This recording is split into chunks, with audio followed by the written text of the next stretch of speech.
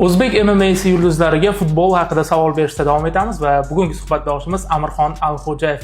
Aka, birinchi savolim, qaysi futbol jamoasiga muxlislik qilasiz? Oldin Real Madridga qilardim.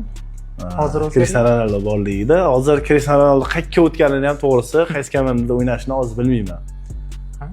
Unaqangi juda zo'r futbol tushunmayman lekin. Demak, eng yaxshi ko'rgan futbolchingiz Cristiano Ronaldo. Cristiano Ronaldo aka. Agar o'zbek MMA'chilaridan futbol jamoasi tuzilganda siz qaysi pozitsiyada o'ynardingiz va bu jamoaning sardori kim bo'lardi? Men Zashtada o'ynardim. Chunki nimaga? To'p tushsa o'zimdagi o'yinni his qilmayman. To'g'ri, tezroq kimgadir tepib olishdi. Hujum qilib kelgan odamni to'xtatalaman. Chunki korpusim nima qattiq. To'xtataman. O'shanda Zashtani deb o'ylayman. Komanda sardorimiz Jasur akamdagi o'ynasizlar. Agar o'zbek MMA'chilaridan futbol jamoasi tuzilsa, bu jamoaning bosh murabbiyi kim bo'lardi? Jasur akam bo'lardi. Yo'q, jamoa sardori tushundim.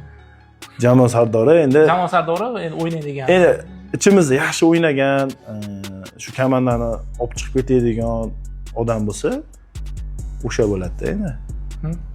Muhiddin akam bo'lsin, mana rais, yoshlari ham tortadi, to'g'risi. Demak, Muhiddin aka sardor bo'ladi, jamoa bosh murabbiyi esa Jasur Alijonov bo'ladi. Keyingi suhbatdoshimiz qaysi sportchi bo'lishni xohlaysiz? Izohlarda yozib qoldiring.